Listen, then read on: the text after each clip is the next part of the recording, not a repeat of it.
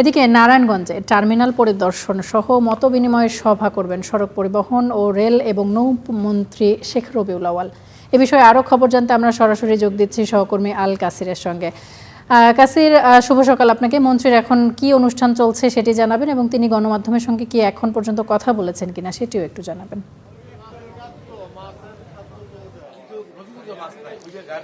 তামান্না, আপনাকেও শুভ সকাল।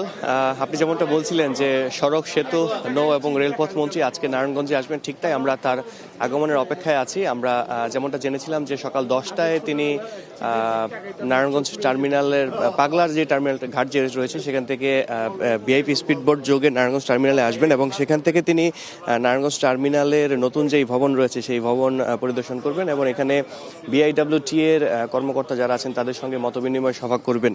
তো আজকে সকাল 11:30 পর্যন্ত তার এখানে কর্মসূচি রয়েছে। এখন পর্যন্ত তিনি এখানে এসে পৌঁছাননি। আমরা আসলে তারই আগমনের অপেক্ষায় আছি। শুধু আমরা না, গণমাধ্যম কর্মী থেকে শুরু করে বিআইডব্লিউটি এর যারা কর্মকর্তা কর্মচারী আছেন সবাই কিন্তু তার আগমনের অপেক্ষায় আছেন এবং তিনি, আমরা যেমনটা জানতে পেরেছিলাম যে তিনি এখানে এসে বিআইডব্লিউটি এর কর্মকর্তাদের সঙ্গে মতবিনিময় করবেন। এরপর তিনি আরও বিআইডব্লিউটি এর অর্থাৎ নৌ পরিবহন, বাংলাদেশ অভ্যন্তরীণ নৌ পরিবহন কর্পোরেশনের যেই ভবনগুলো আছে, আমরা জানি যে এখানে খানপুরে নির্মাণাধীন নতুন Khanpur ICT and bank terminal রয়েছে, সেটি তিনি পরিদর্শন করবেন এবং নারায়ণগঞ্জের ড্রেজার বেজ এবং বিশ্বব্যাংকের অর্থায়নে নারায়ণগঞ্জ নদী বন্দর মাঝঘাট সংলগ্ন একটি টার্মিনাল ভবন হচ্ছে, সেটিও তিনি পরিদর্শন করবেন। এরপর বেলা 11:30টার দিকে মন্ত্রী বাংলাদেশ অভ্যন্তরীণ নৌ পরিবহন কর্তৃপক্ষ এবং নৌ পরিবহন অধিদপ্তরের বিভিন্ন কার্যক্রম পরিদর্শন করবেন।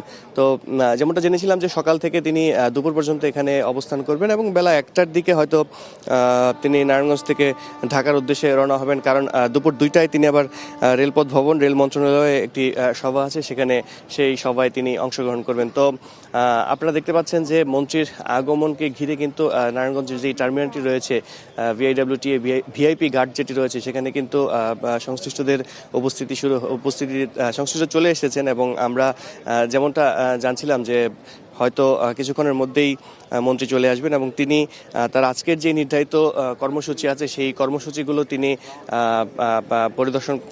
তিনি অংশগ্রহণ করবেন এবং এখানকার টার্মিনালে নদী বন্দর এবং যে ঘাট, সেই ঘাটের পাশে যে নতুন টার্মিনাল তৈরি হচ্ছে সেগুলো পরিদর্শন করবেন এবং তিনি এরপর সাংবাদিকদের সঙ্গে কথাবার্তা বলবেন। তাসফিয়া, এখন পর্যন্ত মন্ত্রী আসেননি, তিনি এসে সাংবাদিকদের সঙ্গে কথা হলে বাকি খবরগুলো আমরা আপনাদেরকে জানাতে পারবো। তো এই ছিল নারায়ণগঞ্জ থেকে আমার কাছে সবশেষ।